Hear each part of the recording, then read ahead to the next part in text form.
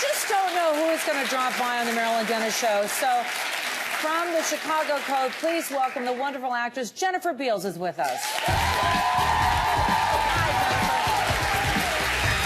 Hi, Jennifer. Gorgeous. Hi. Beautiful. Jennifer, everybody. You walk like a model. I have platforms on the bottom. How is that to walk in? They're gorgeous Better. shoes. See, the only way you can navigate this heel is with the platform at the top. Yeah, see, people... Anything else is like physical abuse. It is physical abuse. Yes. You know, it's really interesting because when platforms first came in, I went, I don't think so. But because of the platform, it does work. Can I tell you, I learned how to walk in high heels by playing a lesbian. Go figure. Like, how did that happen? On the hour. That's right. That's right. So good to have you with us Thank today. You. My pleasure. You haven't aged a bit, which really irritates me. That's so not true. No, you do. You look great. You really look great. Tell me about your new show, The Chicago Code. Well, I play Superintendent Teresa Colvin. I am the first female superintendent of the Chicago Police Department, which means it is largely an uphill battle to try to get 10,000 predominantly guys to follow my lead. Luckily, she's been in the police force for at least 20 years and is very familiar with all the different departments. She's worked as a detective in homicide. She's worked tactical, so she knows very well what her officers need to do their jobs and how to keep them safe. She worked her way up. She worked her way up. So now that she's top cop, she's taking on not only crime on the streets, but she's taking on corruption within her own department. And she's taking on corruption in the halls of power in politics. Well, let's see you in action. Jennifer Beals in action. Here we go. I'll tell you what to do. I'll tell you what to do. Here's the funny story. And I heard a little bit when you just started to talk. Because you were born in Chicago, right? Yes. Right? So, and the funny thing is that Chicago accent cap is coming right back in. Well, when I start to talk about the character, then I start to have this accent.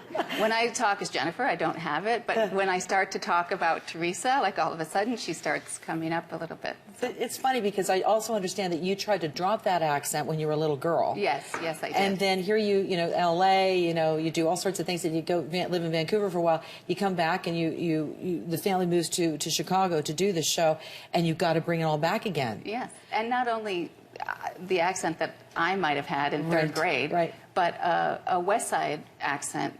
Is it different? Yeah. Oh, there's so many different dialects in Chicago. There's so many different. So what's the harder one? What's the hard one? Is it the one? The hard, the dis, dats, and those. Dis, dat, and those? Yeah, that I didn't choose that one. I didn't think that would be a good idea. And this one is more op, cop. Cap. Yeah, there's all that, you know, up in the tap. Because I lived in Pittsburgh. It was downtown, Brown House, Route 66, you know, and you're going Route 66 when you come to Canada. That's what you do. Now, I picked this up. This is you on the cover of More Magazine. Great article.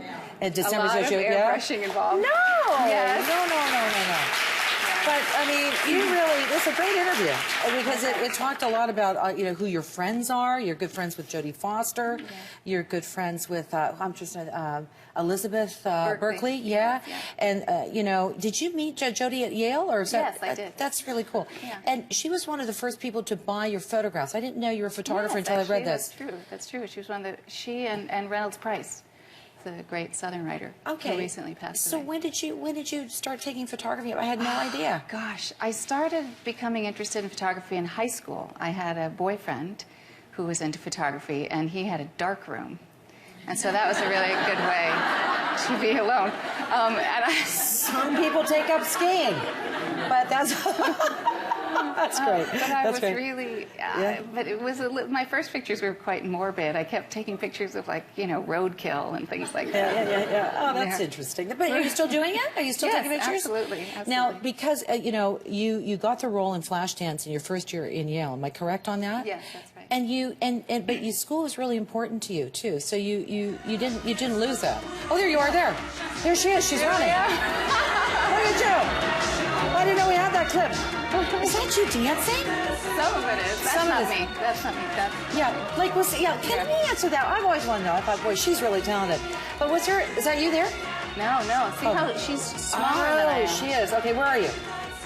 Is that you? Yes, diving through the air.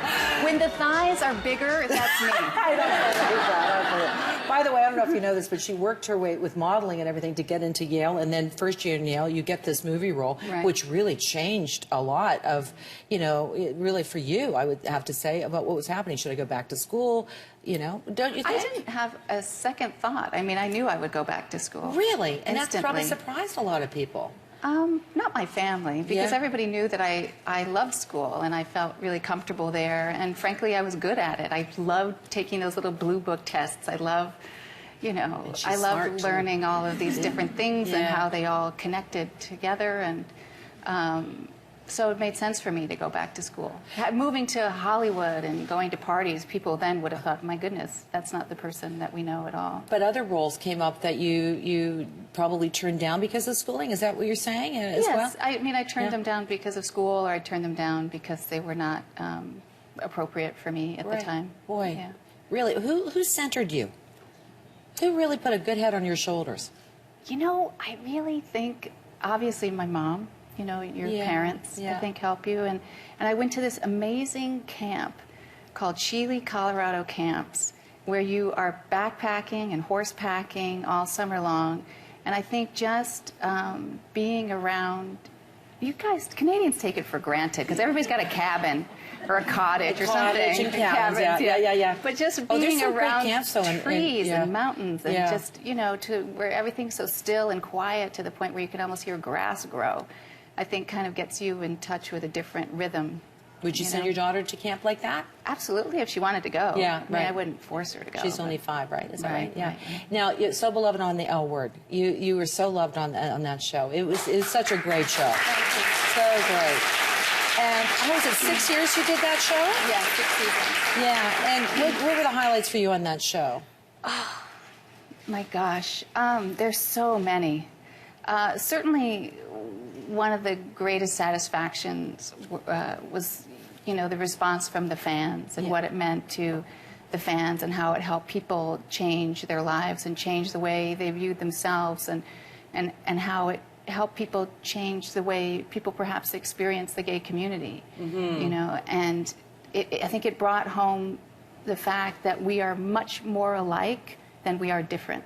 Yeah. And that so often people try to play up people's differences in order to create fear and in order to be divisive. And I think the show pointed out how similar we all Yeah, are, and yeah. that we want to be happy, we want to find love. You know, we're concerned about our jobs, our children. And speaking of finding love, you found love while you were in Vancouver. Yes, with a nice Vancouver boy. Yeah, that's so great. And and his name is Ken. Yes. We give his name. Yes. And so now you've moved your family to Chicago. Well, A we little don't bit. know you where doing- we are. For the show, for we the were show in you Chicago, do? Okay. yeah. Well, listen, I'm so thrilled that you could come in and be a part Thank of the you. show It's a today. pleasure. I really am a big fan. And honestly, you know, what I love about you is you're so centered. Everybody wants to be your friend because you're so centered. Do you know what I mean? My good-looking friend, Jennifer. They She's just right want here to 'cause borrow she's my centered. shoes. They want And to I borrow like my well, shoes. that's what a good friend would do. What size? 9? I can do it. Yes. Okay, good. We're friends now. Okay. Jennifer Beals, everybody. Coming up next, we're going to get rid of that frizzy hair. We'll be right back. Thank you, Jennifer. So nice to meet you. That's great.